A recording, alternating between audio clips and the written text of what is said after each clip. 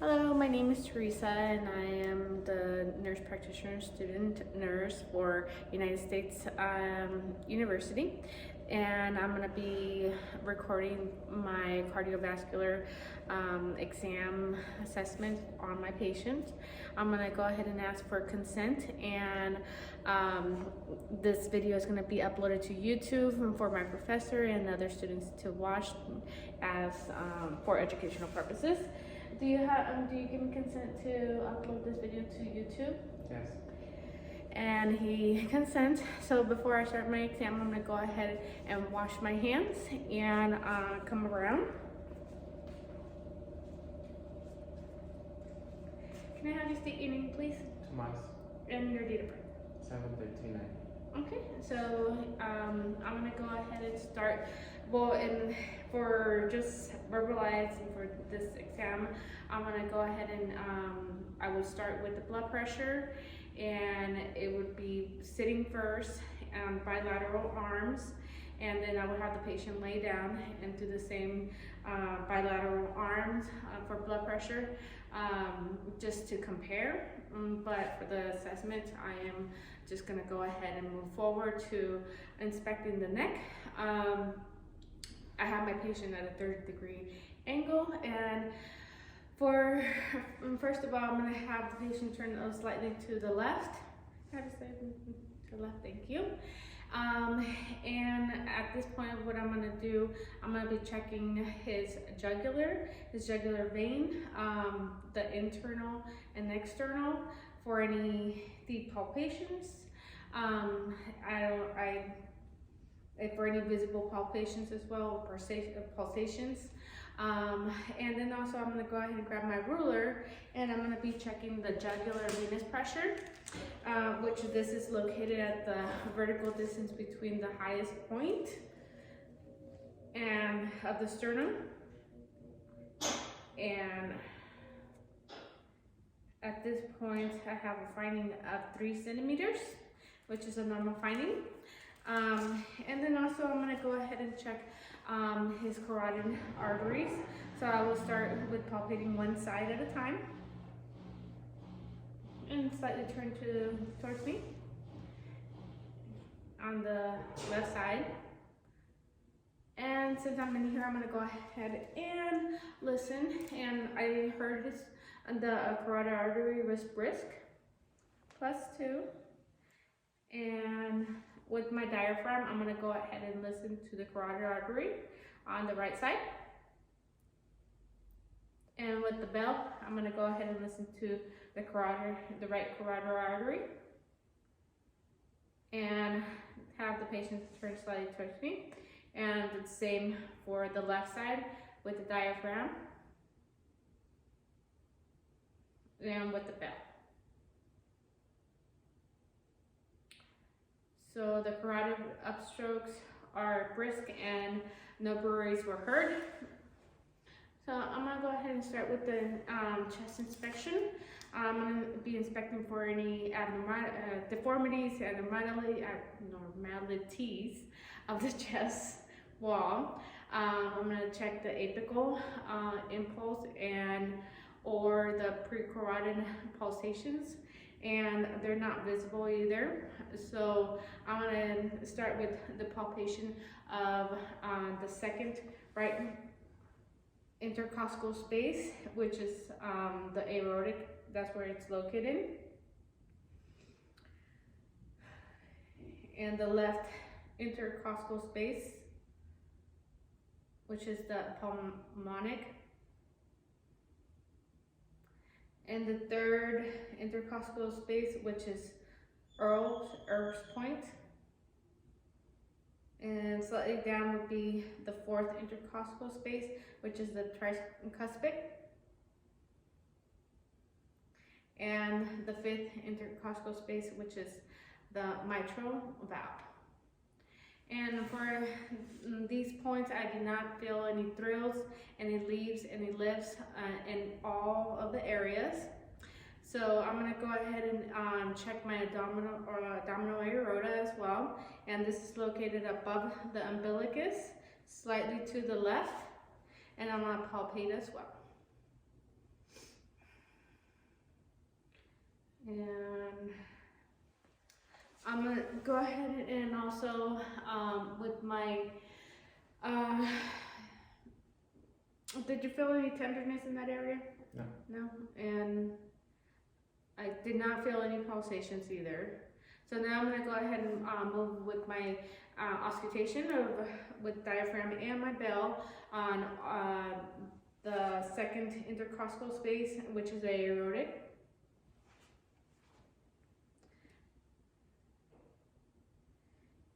And the second intercostal space on the left side, which is for the pulmonic.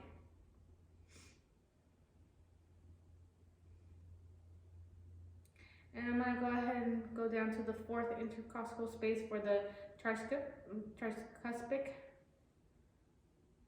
And the fifth intercostal space for my mitral. And go back with the bell as well. Go back to the second intercostal space for the aortic. And the second intercostal space to the right, to the left, that's for the pulmonic.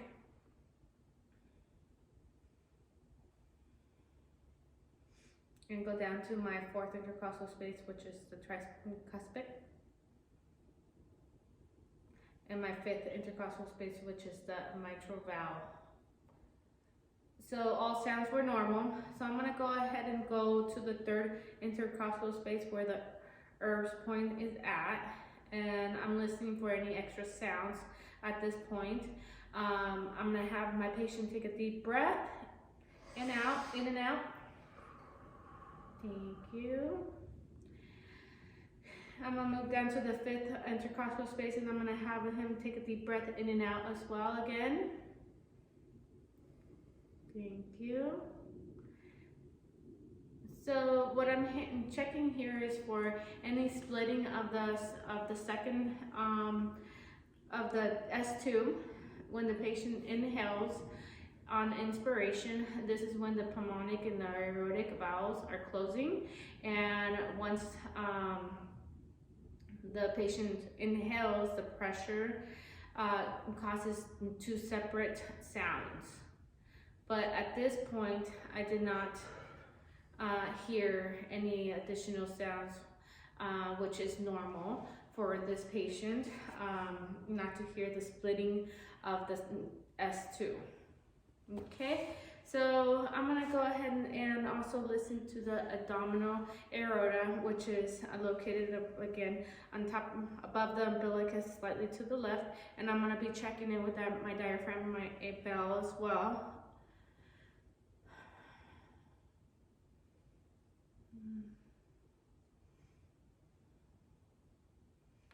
No breaths are heard. So I'm going to start with my peripheral checks. I'm going to first start with inspection of all four extremities. I'm checking for the color, the warmth of all four extremities.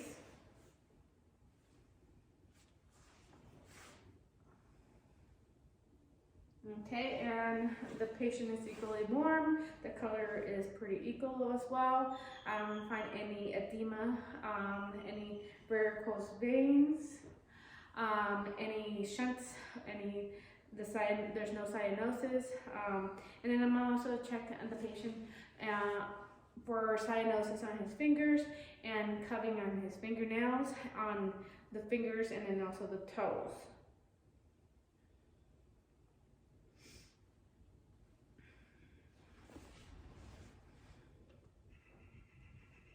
And I have a quick cap refill, so that's good.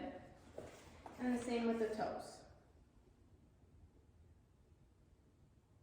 Quick cap refill, no cupping, no cyanosis. Okay. So now I'm going to go ahead and start checking my patient for his pulse, and I'm going to start with the right radial pulse. Feel brisk +2, brachial right, wrist plus 2, and the left brachial, or radial, sorry, radial wrist plus 2, brachial wrist plus 2. So in an exam setting, we would have our patient fully undressed, but for the purpose of this examination, I'm gonna have the patient keep his clothes on. And for this, I'm gonna be checking for the femoral artery, which is located on the right side, right, and I'm palpating first. And the left side. Okay, and I'm gonna go ahead and auscultate that area as well, the femoral artery. First with my diaphragm, right side.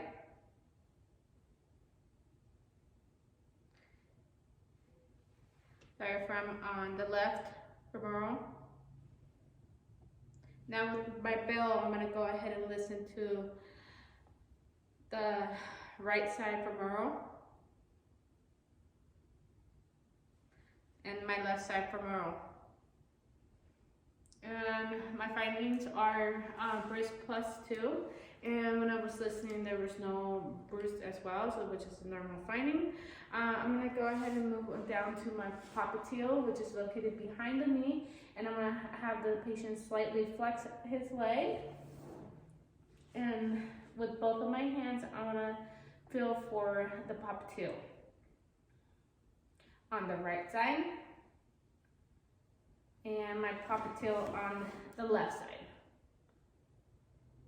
And both are bruise plus 2. So now I'm gonna move down to the dorsal pedis, which is located right above the foot on the right side, and dorsal popliteal on the left foot, and those are both bruise plus 2. And my last checkpoint would be for the posterior tibia pulse, which is located in the inner part of the ankle, right below the bone, and this is the right posterior tibia, and this is bruise plus 2, the left posterior tibia, and this is bruise plus 2 as well. All right, so all my findings were normal at this time. Thank you for watching, and have a good day.